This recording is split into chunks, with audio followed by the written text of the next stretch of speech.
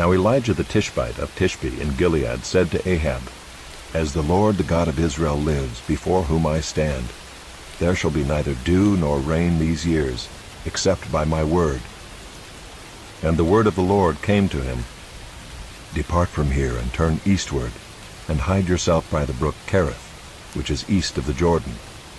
You shall drink from the brook, and I have commanded the ravens to feed you there. So he went and did according to the word of the Lord. He went and lived by the brook Cherith that is east of the Jordan. And the ravens brought him bread and meat in the morning, and bread and meat in the evening, and he drank from the brook. And after a while the brook dried up because there was no rain in the land. Then the word of the Lord came to him, Arise, go to Zarephath, which belongs to Sidon, and dwell there. Behold, I have commanded a widow there to feed you. So he arose and went to Zarephath, and when he came to the gate of the city, behold, a widow was there gathering sticks. And he called to her and said, Bring me a little water in a vessel, that I may drink. And as she was going to bring it, he called to her and said, Bring me a morsel of bread in your hand. And she said, As the Lord your God lives, I have nothing baked, only a handful of flour in a jar, and a little oil in a jug. And now I am gathering a couple of sticks, that I may go in and prepare it for myself and my son, that we may eat it and die. And Elijah said to her, Do not fear, go and do as you have said, but first make me a little cake of it, and bring it to me, and afterward make something for yourself and your son. For thus says the Lord, the God of Israel, The jar of flour shall not be spent, and the jug of oil shall not be empty, until the day that the Lord sends rain upon the earth. And she went and did as Elijah said, and she and he and her household ate for many days. The jar of flour was not spent, neither did the jug of oil become empty, according to the word of the Lord that he spoke by Elijah. After this the son of the woman, the mistress of the house, became ill, and his illness was so severe that there was no breath left in him. And she said to Elijah, What have you against me, O man of God? You have come to me to bring my sin to remembrance, and to cause the death of my son.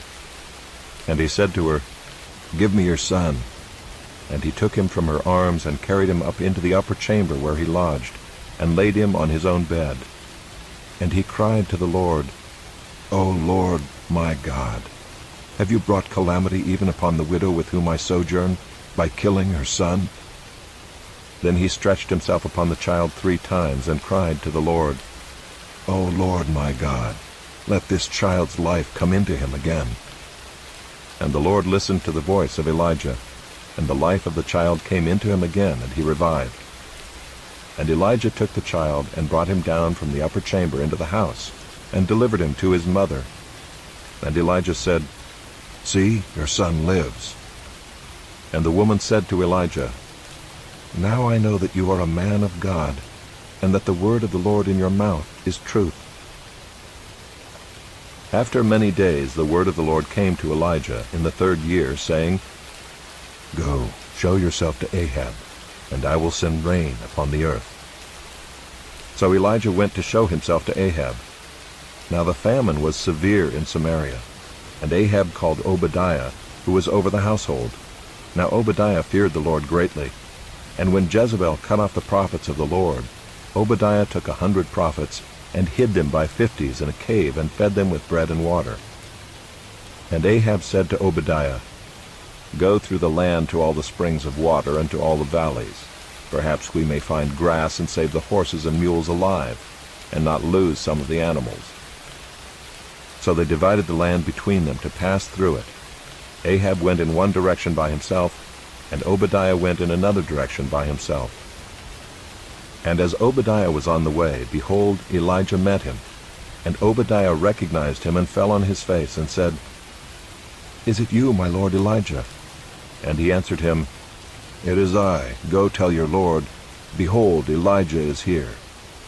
And he said, How have I sinned that you would give your servant into the hand of Ahab to kill me?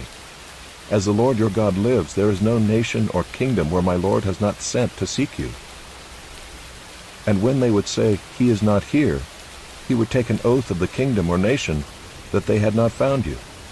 And now you say, Go tell your Lord, Behold, Elijah is here. And as soon as I have gone from you, the Spirit of the Lord will carry you I know not where. And so when I come and tell Ahab, and he cannot find you, he will kill me, although I your servant have feared the Lord from my youth. Has it not been told my Lord what I did when Jezebel killed the prophets of the Lord? How I hid 100 men of the Lord's prophets by 50s in a cave, and fed them with bread and water? And now you say, Go tell your Lord, Behold, Elijah is here, and he will kill me. And Elijah said, As the Lord of hosts lives, before whom I stand, I will surely show myself to him today. So Obadiah went to meet Ahab and told him, and Ahab went to meet Elijah. When Ahab saw Elijah, Ahab said to him, Is it you, you troubler of Israel?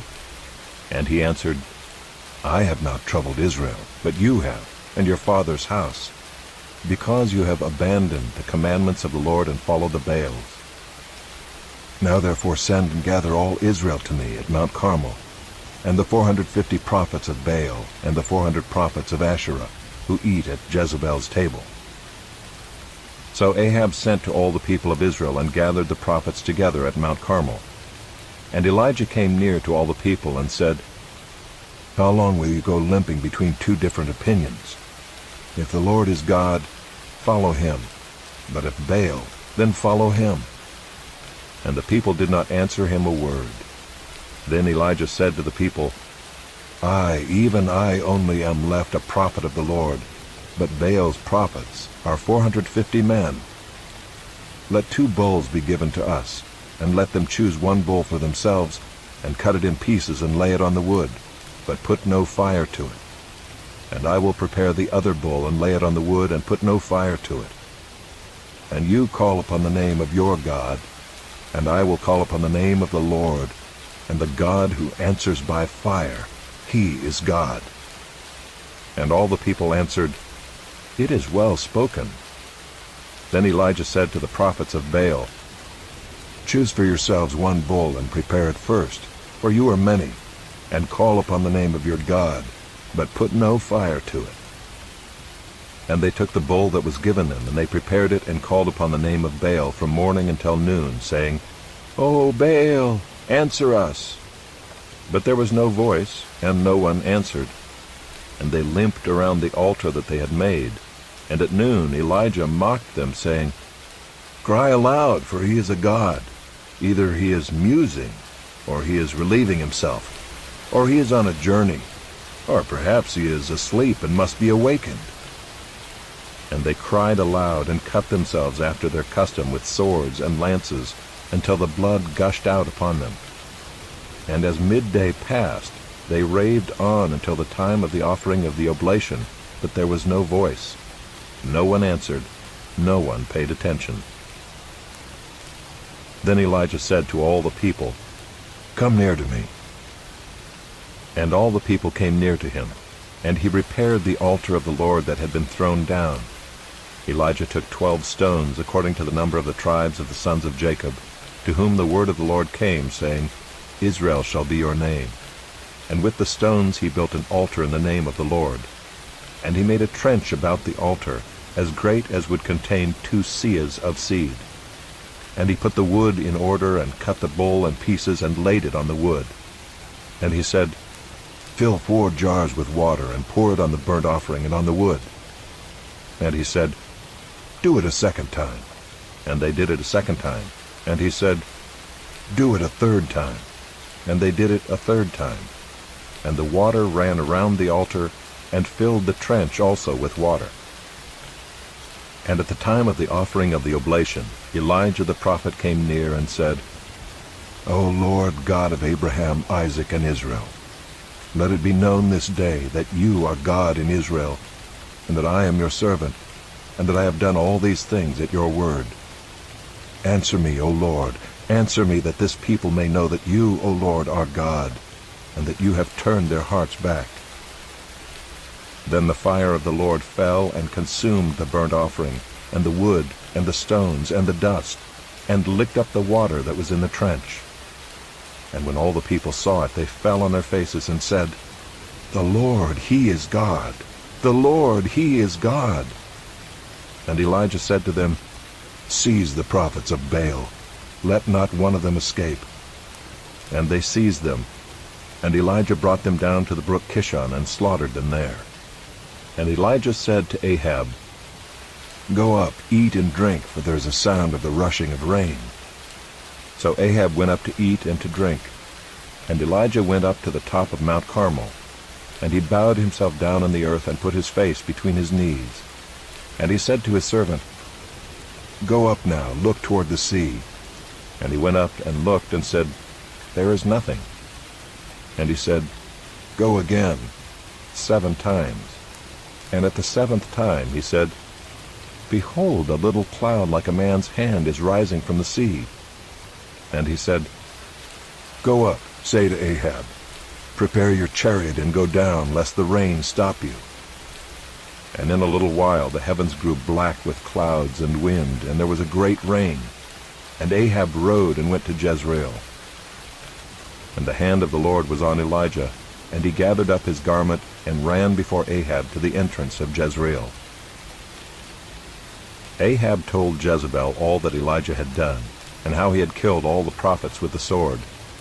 Then Jezebel sent a messenger to Elijah, saying, "So may the gods do to me and more also, if I do not make your life as the life of one of them by this time tomorrow."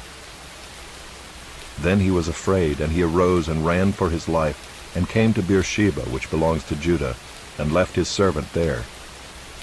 But he himself went a day's journey into the wilderness, and came and sat down under a broom tree.